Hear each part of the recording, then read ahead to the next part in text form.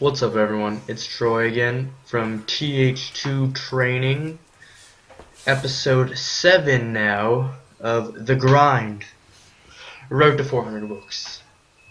Alright, before I get to finish off what the last episode was on, let's go slightly into this workout. Squats, once again, felt horrible whenever I first started them. My first set or two, I had horrible butt wink. As the workouts went on, the sets went on, it felt better. So that's a good sign. Bench felt relatively good, and then sumos felt pretty good.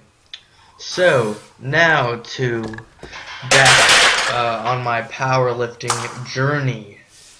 So let's see. I ended last one when I actually began training for strength. What happened there? Alright, so like I said, I saw the records and was like, yo, I can beat those.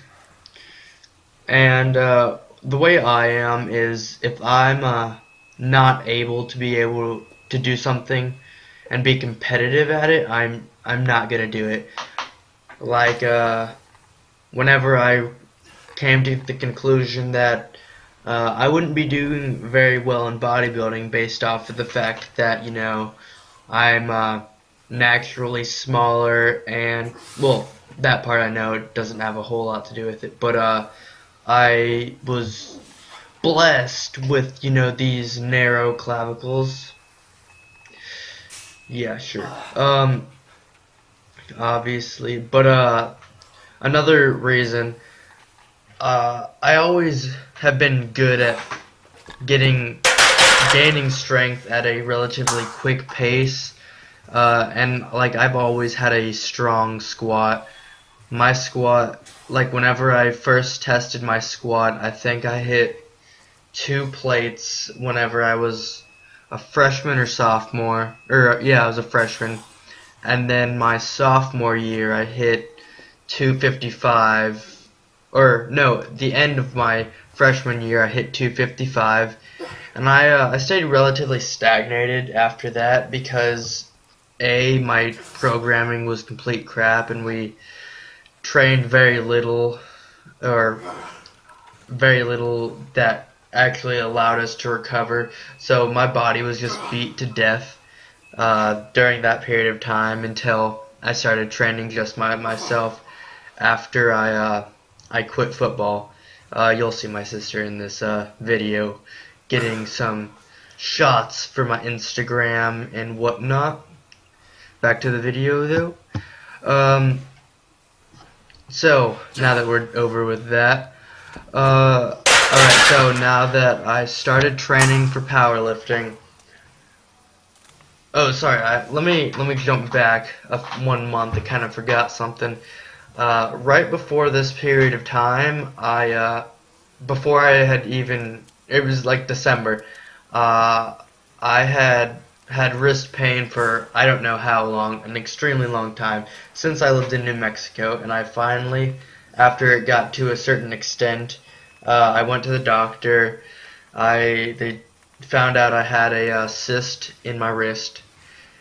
They tried to drain it, came back, so a little while later, back in December, I had wrist surgery where I wasn't allowed to lift for like a month, and then once I did get back into lifting, I was still gonna focus on bodybuilding until I started to I wanted to just gain my strength that I had lost at the time I wasn't lifting. So I started Johnny Candido's 4-week linear program. And then after that, I was like, alright, I'm gonna go to his 6-week and just get back to where I was, and then go back to what I was doing. But during that process, that's when I did the whole researching on what the USAPL records are. And alright, once I got done with that, I kept running Johnny Candido's program, and that did give me some, definitely helped me out to get some gains. And from that period of time, I went from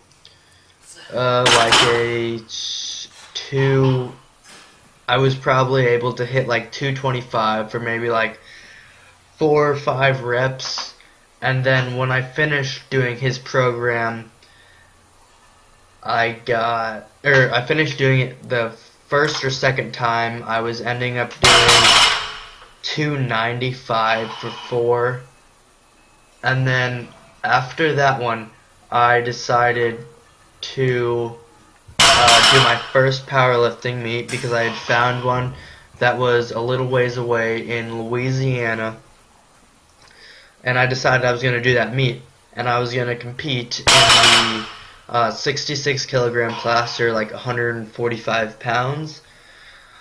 But the problem there was I weighed at the time probably like 170 pounds. So I went on what I call my epic cut, where at my highest I was weighing in at like 170. So I had to drop like 25 pounds in that period of time to hit my weight class. So in a period of 2 months, I dropped 25 pounds, which completely zapped my strength. It did zero good for it. I ended up, right before I started the cut, I was able to do 315 for about 6 reps. And then after it, when I got to the meet, I hit 330. Was my highest attempt, or was my highest actual squat. I tried 358 because of my ego at the time. I was like, alright, so I didn't get where I wanted to be, so I'm just going to hit a PR, and then I got buried by it, and then dropped the bar on my spotter, which afterwards I was told that was like a mortal sin in powerlifting. I didn't completely drop it on him. I stayed sort of under it. If I can find the video, I'll throw it in at the end of this or the next one or something. But alright, after that one, my total was like 910 pounds, somewhere around there, which qualified me for USAPL Nationals, which was my main goal going into the meet. All I cared. I cared about my total, but my main goal about going into the meet was just qualifying for nationals. Alright, so after that, I went on vacation to New Mexico without really deloading, because you're with your friends and whatnot. You're gonna keep training and try to hit some heavy weights. And I also tried to switch over to sumo as my competition lift. And during that period of time, I started getting some discomfort in my it was like in my like the right side of my groin.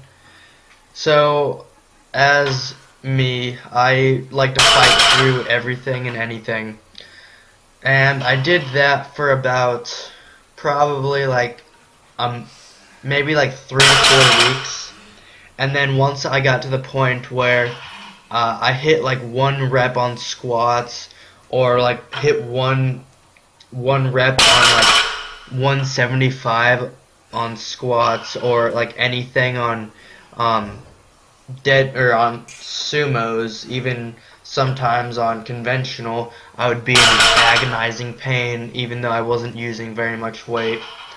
So I went to the doctor about all that. Long story short about that, I did end up going to physical therapy. I don't really think that did a whole lot for me outside of me finding out that I have an extremely weak core, which made me realize that how bad my butt wink was at the time. That helps with that.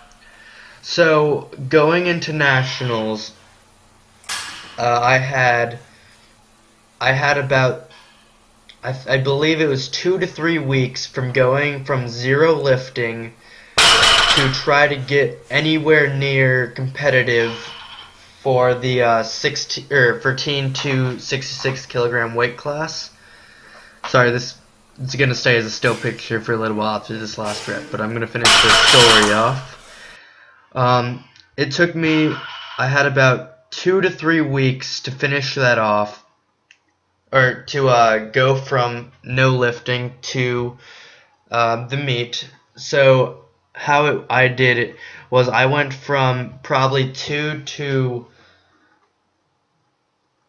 I did probably 3 to 4 squat workouts a week, where I would go and do basically add like 10 pounds each workout and work up to a heavy single. And I basically did that, and I did a little bit of volume before that, working up to it. But I did that, and I ended up, or obviously everything felt horrible. That made me hate going to the gym throughout that whole period of time. And after that, I eventually got to nationals. I wasn't expecting like greatness, obviously, because of my whole situation I was in. So I ended up totaling like 890 something. It was whatever. It was a horrible total. But I knew that was going to happen going into the meet. I ended up placing 4th. I ended up with the same total as the guy in 3rd, but he was like a stupid low weight for that weight class. I think he was like almost in the weight class below it. But that is where I'm at this point. And in the next video, I'll probably go over my current goals and where I'm at now. See you then, everyone.